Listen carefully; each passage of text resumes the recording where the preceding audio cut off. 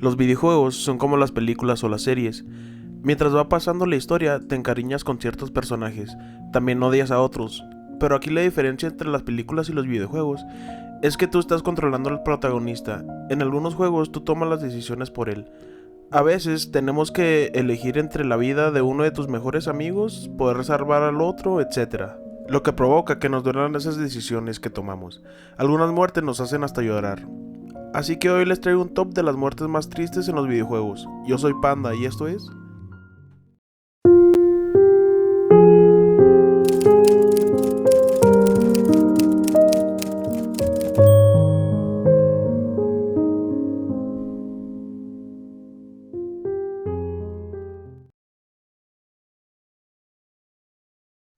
Luis Era.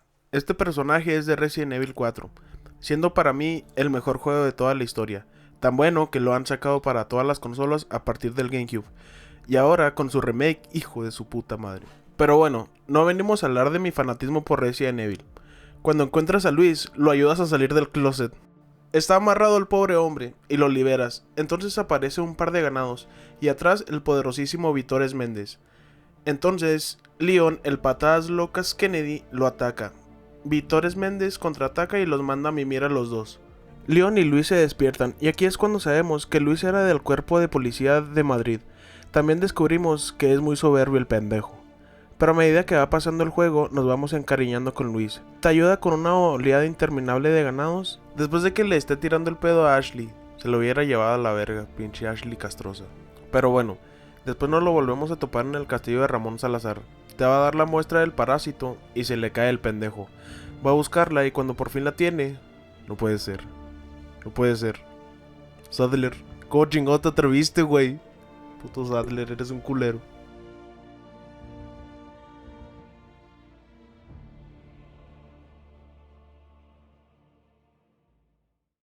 La princesa Mifa. Breath of the Wild tiene varias muertes tristes por todo eso de los campeones, pero en lo personal me quedo con lo de la princesa Mifa. Su muerte por manos de Ganon durante el cataclismo es muy significativa por la gran amistad que tenía con Link, siendo estos amigos de la infancia, aunque lo más triste es saber que ella estaba enamorada de Link, pero que nunca se lo pudo confesar en vida.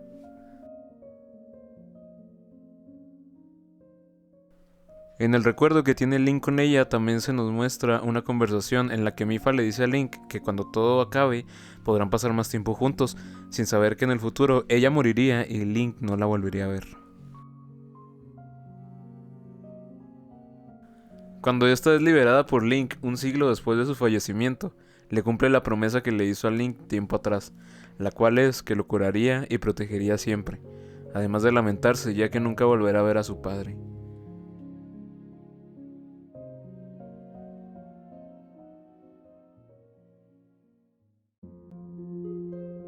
Desde bien pequeño, Pierce decidió que quería seguir los pasos de su padre. Se graduó como primero de su clase en una academia militar de élite, donde reconocieron su admirable habilidad como francotirador. Tras graduarse, entró en las fuerzas especiales del ejército. En 2010, Chris Redfield, impresionado por las habilidades de Pierce, le pidió que se uniera a la EBSA. Pierce quedó muy impresionado con la forma en que Chris guiaba a su equipo. Trataba a sus compañeros como si fuesen de la familia, no como soldados prescindibles. A lo largo de la campaña de Chris y Pierce en Resident Evil 6 podemos ver los lazos que se van formando entre estos dos personajes, emocionándonos con cada enfrentamiento contra el bioterrorismo y viendo a su vez la decadencia mental de un capitán agobiado por las muertes de sus agentes, sus soldados y sus amigos. Lamentablemente esto se pone cada vez peor, ya que Chris le comentó a Pierce que tenía pensado retirarse del servicio activo después de que acabasen cierta misión, diciéndole también que Pierce tomaría su lugar, a lo que Pierce se negó diciendo que no estaba listo aún. Ante el último combate, ambos agentes están en una instalación que es severamente dañada por una bow con apariencia de pulpo y esqueleto de humano, llamada AUS, en donde ambos, al intentar salvarse de la inminente destrucción de dicha instalación, la bow estuvo a punto de atrapar a Chris. Pierce lo empujó y AUS lo atrapó a él. Chris comenzó a dispararle. Este ser lanzó con tanta fuerza a Pierce, por lo que este sufrió una lesión grave que le paralizó el brazo derecho. Chris corrió para ayudarlo, pero AUS lo atrapó.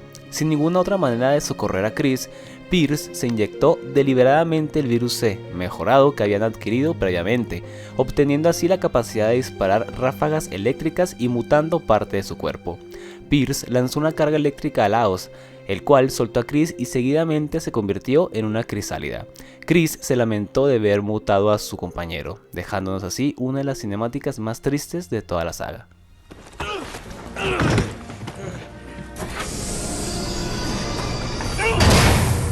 Pierce! No, don't do this! Open the door! God damn it! Listen to me! We can still both get out of here! There's still time! What are you doing? No, Pierce! Don't! You can still make it out! God damn it, Pierce! No! Pierce! Open the goddamn door! That's an order! No.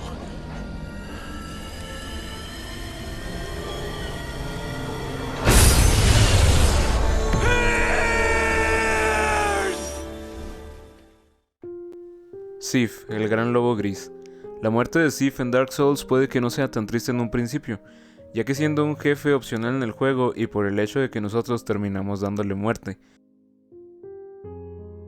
No sabemos exactamente la historia que hay detrás de este jefe, pero cuando investigamos descubrimos que Sif era el compañero de Sir Artorias, el caminante del abismo, quien durante una misión contra las fuerzas del abismo, Artorias crea un escudo alrededor de Sif para protegerlo de la corrupción del abismo, y este se queda como guardián de la tumba del caballero en el jardín tenebroso, blandiendo el espadón de su antiguo compañero, quien lo salvó en el pasado.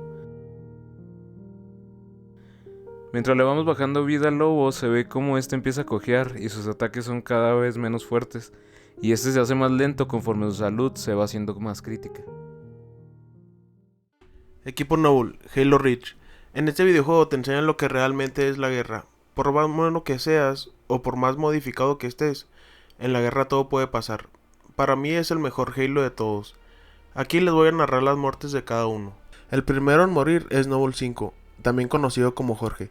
Sirvió como especialista en armas pesadas. Después de que la fuerza de la UNSC tomara el control del corbeta Covenant, Jorge se dio cuenta que los propulsores del Pelican habían sido dañados. Si los Spartan querían llegar al planeta Reach, tenía que ser en caída libre. También el dispositivo para activar el salto estaba dañado. Si se quería disparar, iba a ser manualmente, así que Jorge se quedó en la nave para activar el dispositivo.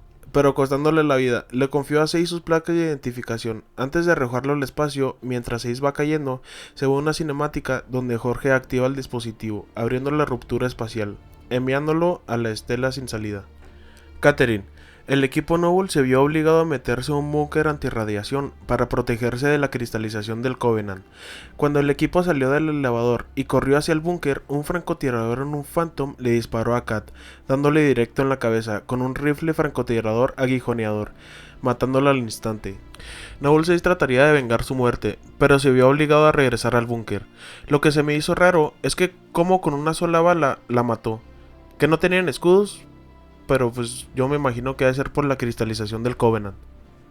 Carter era el comandante del equipo Noble.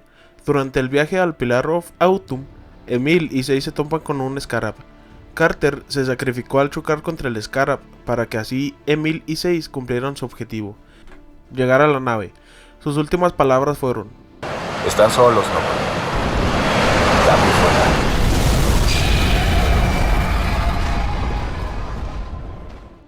Emil se dirigió hasta el propulsor de masa para defender el Pillar of Autumn.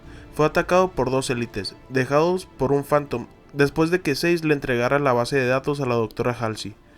Emil logró acabar con un elite con su escopeta, mientras que al otro lo atravesó por la espalda con una espada de energía. Peleando hasta la muerte, sacó un cuchillo, así que le cortó el cuello al otro elite. Noble 6 sabía que el Pillar of Autumn no llegaría muy lejos si no destruía las naves, así que 6 no subió a la nave para tomar el cañón que estaba cerca, y así destruir las naves del Covenant. Y aquí el mejor final. 6 se queda peleando con hordas interminables del Covenant, hasta que muere a manos de 2 élites. Puta madre 6, eres un puto héroe.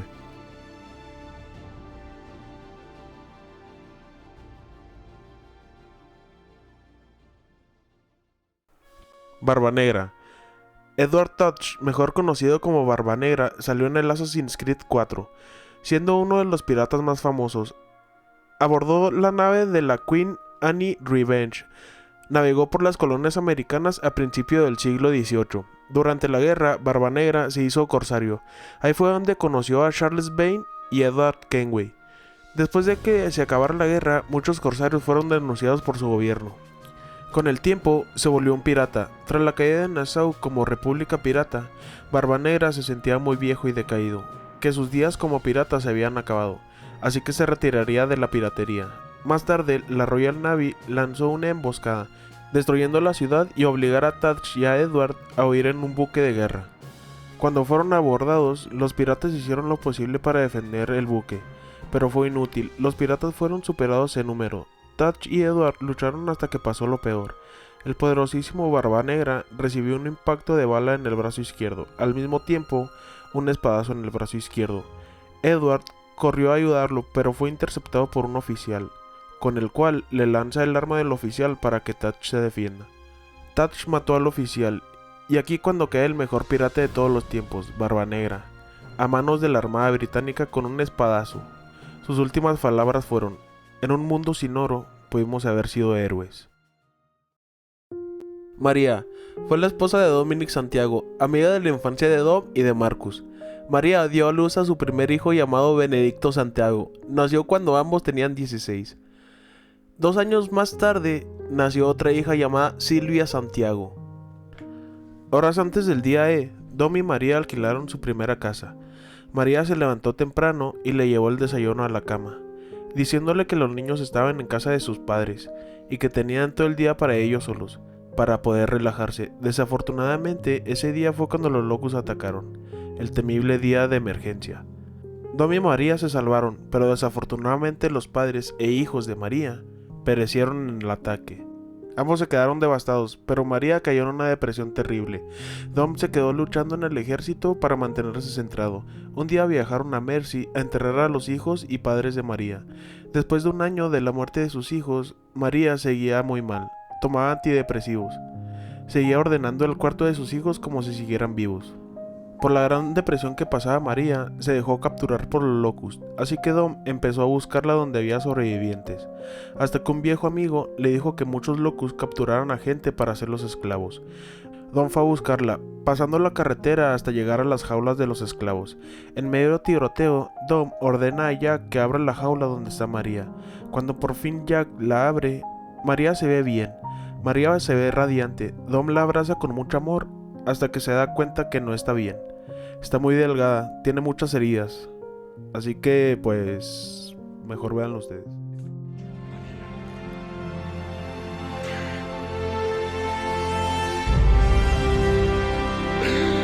Te amo tanto.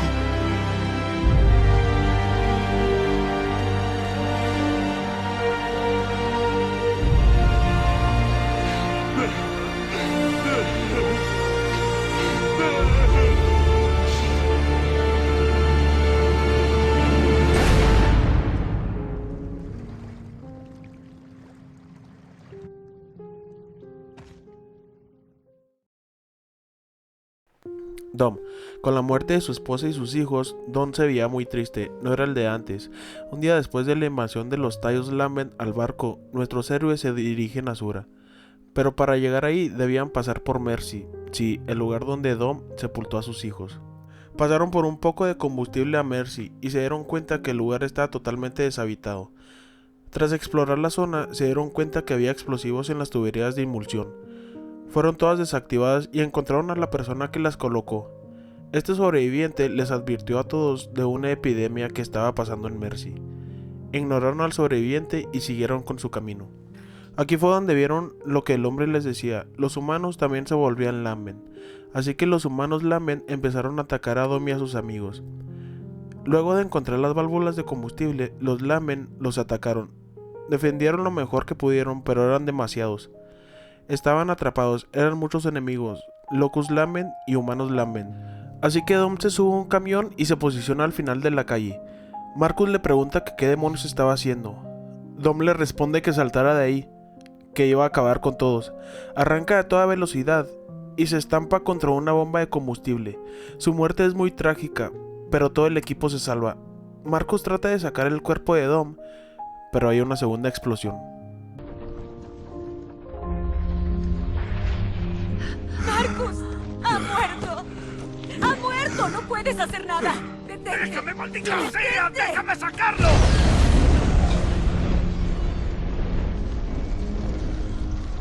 Está bien, Marcus. Está bien. Vamos. Tenemos que irnos. Tu padre aún nos necesita.